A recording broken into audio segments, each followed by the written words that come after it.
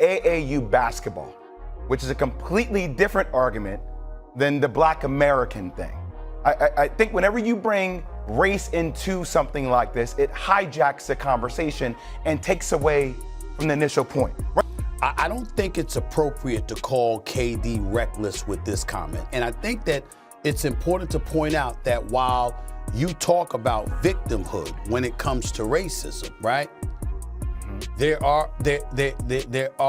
is a history that shows black people have been victimized by racism. Yes. Not in every single case, not always or anything like that, but the fact of the matter is that's a reality. Well, it turns into a battle between Kevin Durant and Luka Doncic and Nikola Jokic when obviously because there's Wemby.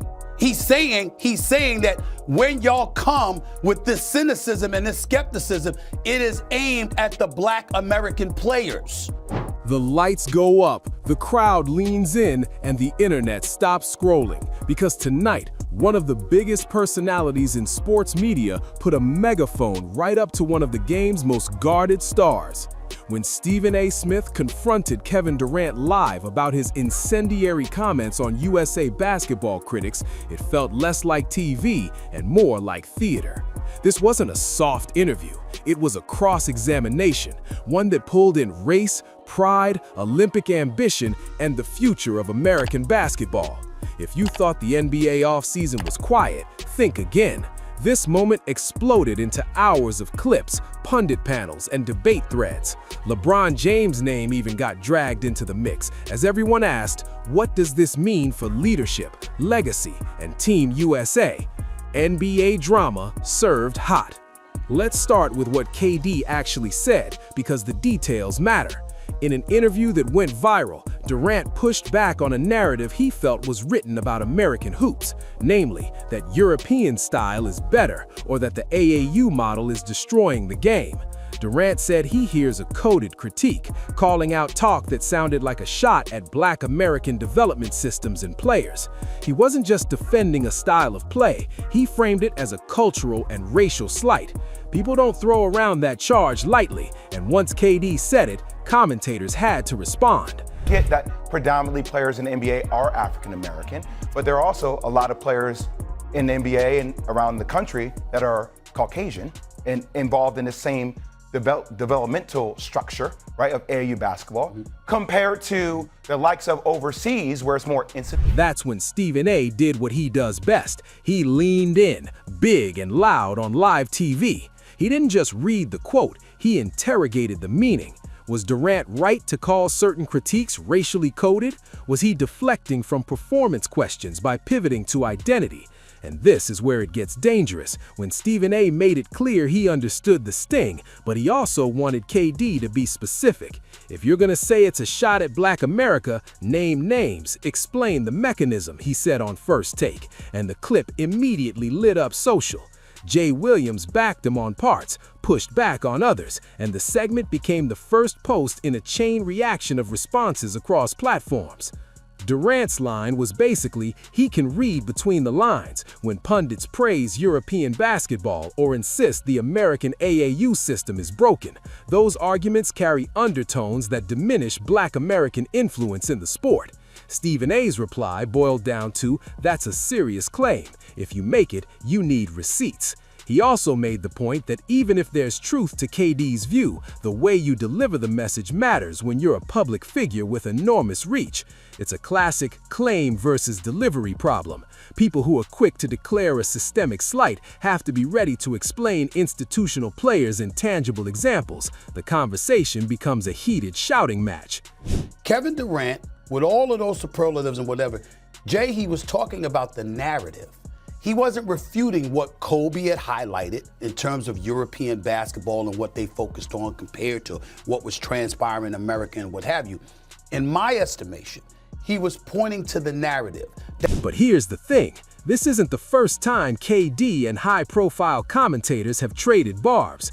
Durability and leadership questions have followed him for years, and he's clapped back publicly before, even poking fun at Stephen A. on social media at times. So this felt like the latest chapter in an ongoing tension between player autonomy and media scrutiny.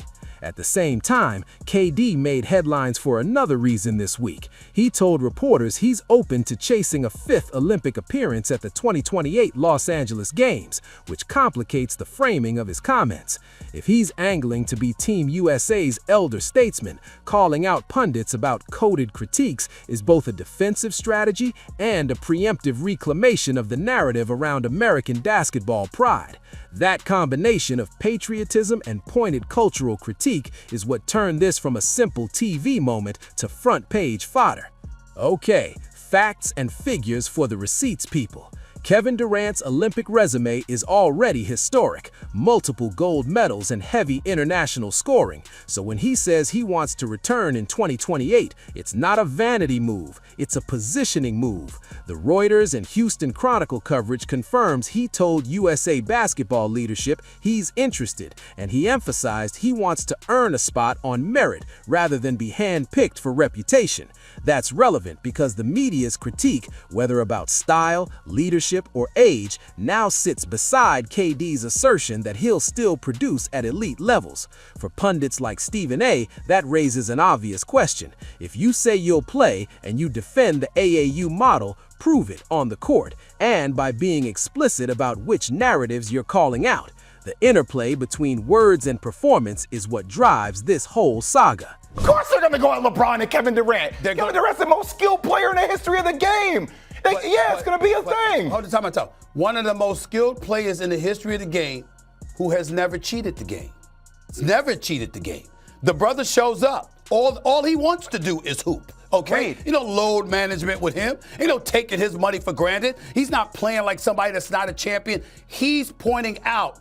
The league right now is buzzing. Trade chatter continues to orbit stars like Luka and Donovan Mitchell. The Houston Rockets roster shakeups keep making headlines, and the leakers' worldview around LeBron's legacy keeps fueling hot takes. Why does that matter?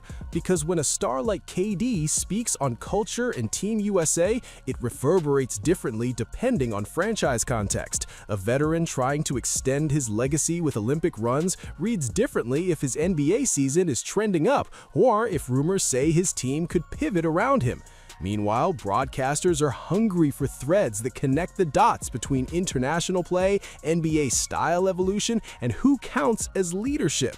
That's why Stephen A. could make this moment land. He wove KD's comments into the broader narrative about aging stars, globalization of the NBA, and what leadership looks like in 2026. What about the social reaction? It was predictably polarized. Clips of Stephen A. confronting KD racked up views by the 100,000s. Hashtag KD and Team USA trended for hours. Some fans cheered KD for speaking truth to a biased narrative. Others accused him of playing the race card to dodge substantive questions about his leadership or on-court choices. Pundits split. A few lined up behind KD's cultural critique, while others, including some former players turned analysts, said this was a clumsy moment for a player who needs to be clearer. People love drama, but they respect receipts, and that's the double-edged sword here. The net result? The conversation moved from did he mean it to what does he want next, and that's where the next episodes of this story will be written. You are going to feel the way that KD articulated his thoughts.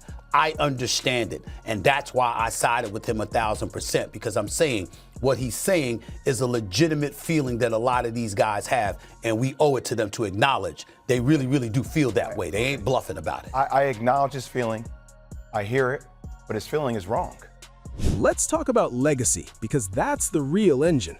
For Durant, this has always been part of the brand. Lethal scorer, deep thinker, sometimes misunderstood. He's navigated controversies before and often used them to cement his narrative as a competitor who speaks up.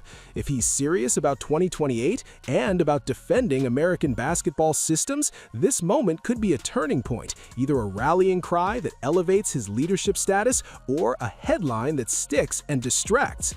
Stephen A., for his part, plays a role in legacy construction, not just critiquing games, but adjudicating character. When he confronts a player like KD live, it forces the public to choose a side, support the cultural defense, or demand clearer evidence. That's how reputations get reshaped in real time. Now, the stakes for Team USA and for the NBA. If KD plays in Los Angeles and continues to speak on cultural issues, it will shape selection conversations. Do you want veterans who can both produce and handle media firestorms, or do you prefer quieter, less controversial leaders? And the NBA's international expansion, more games overseas, more players from Europe and Africa, keeps making the American versus European framing inevitable. If stars keep publicly dividing the conversation, the NBA's global branding efforts collide with domestic pride narratives. That's not just locker room drama, it's strategic PR for franchises and for the league itself. The people who sign checks care about how these fights play out in front of sponsors and global audiences. Was Stephen A. right to push KD for specifics, demanding names, mechanisms, and a cleaner argument? Or was Durant right to call out what he sees as coded criticism? Is this a needed cultural pushback or a diversion from performance questions? And the spicy take? Does this help or hurt KD's chances in 2028? And who does this make you think of in the ongoing LeBron versus KD versus Curry leadership triangle? Don't hand me weak takes, be specific. This is the kind of TV moment that defines seasons. It's not just about who yelled louder, it's about whether stars can talk about race, culture, and development without being asked to produce receipts on the spot, and whether media figures get to demand those receipts live on air. Kevin Durant and Stephen A. just handed the NBA a story that will run for weeks. Which side are you on? If KD is right, who else in the league should stand up and say it? If Stephen A. is right, what should KD do next to prove it? On the court, off the mic. Drop your takes below and don't be shy. Pick a team and fight for it.